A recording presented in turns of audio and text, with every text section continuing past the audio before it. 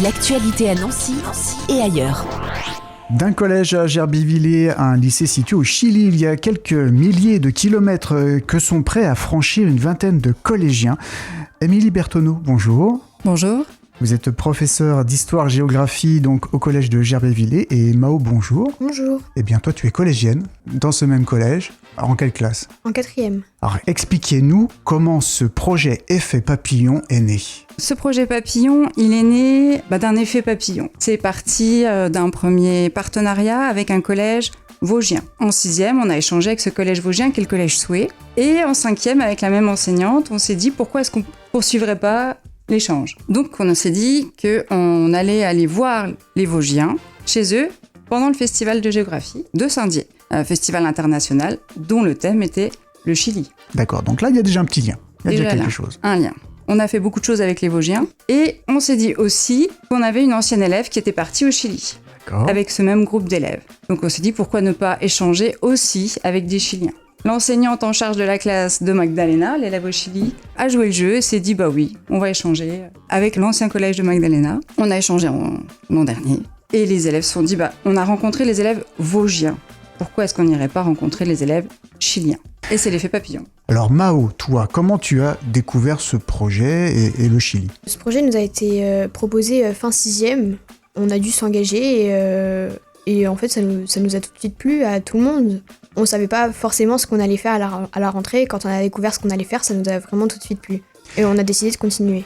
Cette découverte culturelle, tu l'as commencé quand, toi ? Début 5e, on est allé au Festival international de géographie à Saint-Dié et on a découvert tout ça et c'est là que les idées nous sont venues. C'est les élèves qui se sont dit est-ce qu'on pourrait essayer de faire ce voyage ? Donc depuis l'an dernier, c'est la mise en place de ce projet qui a pris une grosse accélération depuis septembre de cette année. Alors comment on démarre un projet comme ça ? Une fois que le professeur ou les professeurs même sont impliqués, sont d'accord, au niveau des collégiens, qu'est-ce qui se met en place derrière ? Parce qu'il y a quand même un sacré travail, il y a beaucoup d'argent à récolter, j'imagine. La première étape, c'était déjà de convaincre les parents, ce qui était c'était assez facile en fait. Et après, c'était Madame Walter, la principale. Et après, il fallait trouver de l'argent et ça, c'est plus compliqué. Il faut trouver des arguments pour que les gens nous écoutent. On a commencé par... on a mis en place une cagnotte en ligne. Et après, l'idée nous est venue de faire plein d'actions, plein de différentes actions. Et ça nous a plu et les parents nous ont suivis derrière.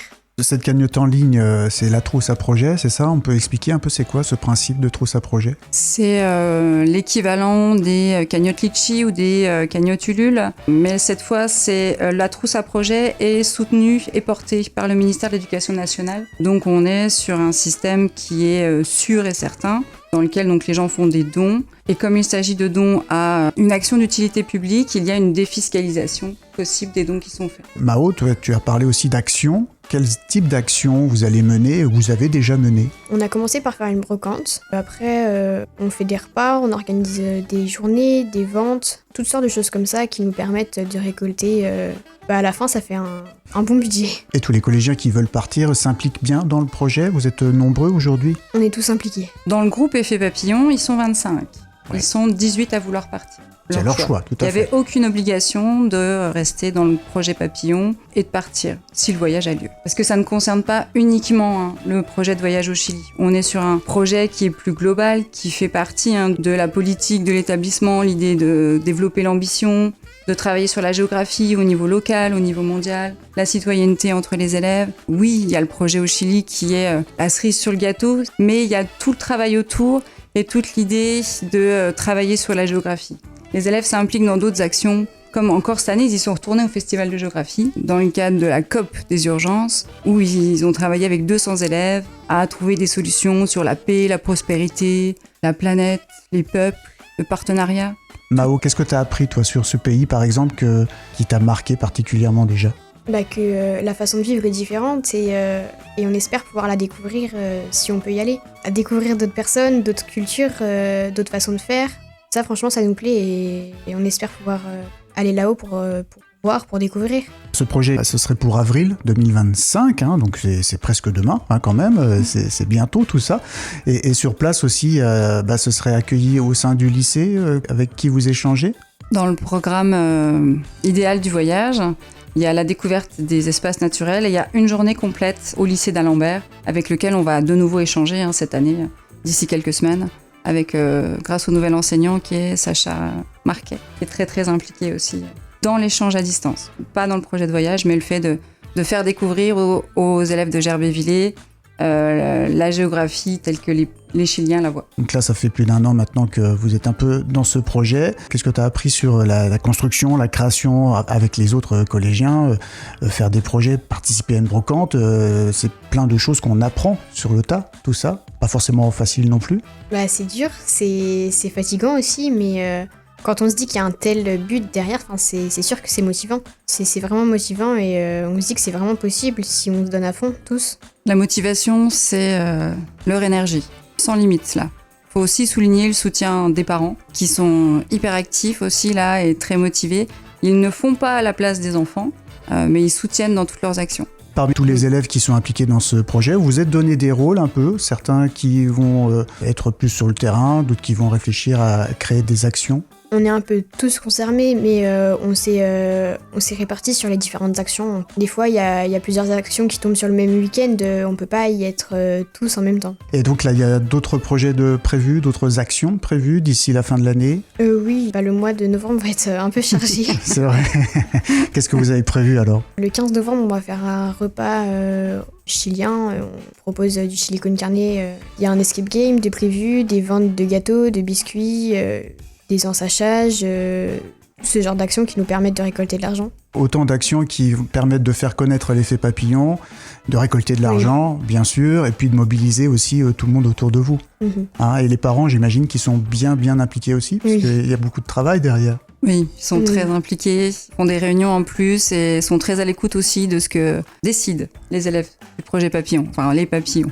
Vous aviez déjà eu connaissance d'un projet un peu équivalent, enfin des voyages scolaires, ça existe bien sûr, mais il y avait déjà eu des précédents? Dans les collèges de l'académie, non. C'est pour ça qu'on a sollicité beaucoup aussi les instances au-dessus, le conseil départemental, le conseil régional, l'Europe.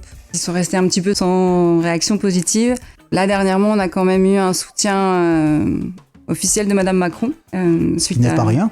C'est pas rien. Donc, qui va aider à ce qu'on ait une subvention, je pense, de la part de la région. Et dès maintenant, on peut vous aider. Alors, on peut rappeler comment on peut soutenir l'effet papillon pour permettre ce beau projet de se réaliser? Donc, ça peut être par don sur la trousse à projet. Ça s'appelle Effet papillon d'un village lorrain au Chili. C'est la possibilité aussi d'envoyer des dons directement au collège, au nom du groupe Effet papillon. Et puis, venez participer à toutes les actions faites par les élèves. Il y a de la place pour la soirée repas. Alors, elle a dit chilien, mais il a fallu aussi concilier. C'est chili con carne ou tartiflette. Parce que c'est bientôt l'hiver. Bien sûr. Et donc, il voulait aussi ce choix-là. Et on peut suivre un peu tout ça sur les réseaux sociaux. Il y a une page Facebook qui existe. Et Instagram aussi. Pour la page Instagram, c'est Effet papillon Gerbéchili. Et pour la page Facebook, c'est Effet papillon Gerbévillers. On peut faire des dons à partir de 5 €? À partir de 5 € sur la trousse à projet, à partir de 1 € directement au collège. Pour permettre à ce beau projet de se réaliser, vous allez aussi sur place découvrir plein de choses et peut-être après témoigner de tout ça différemment, peut-être pour les autres collégiens? Ça fait partie du projet aussi. C'est un projet qui sera transmis après aux autres. L'an dernier, avec les élèves chiliens, ils leur ont transmis Gerbévillers. Là, quand ils reviendront du Chili, ils transmettront aux Gerbévillois le Chili, leur vision. Ils ont plein d'idées. Pour permettre ça, on va bien sûr soutenir votre projet Effet papillon d'un voyage lorrain au Chili. Merci. La trousse à projet, on trouve bien sûr toutes les infos aussi sur le site de la radio, fadjet.net. Un dernier mot peut-être, Mao, pour ce projet. En un mot, comment tu le résumerais? Spécial, parce que c'est vraiment un projet hors du commun, mais ça nous tient vraiment à cœur et on espère vraiment qu'il va pouvoir se réaliser. Et voilà, le message est passé. Merci beaucoup à vous deux. Merci. Merci. L'actualité à Nancy et ailleurs. C'est sur Fadjet. Pour y participer, contactez-nous au 03 83 35 22 62.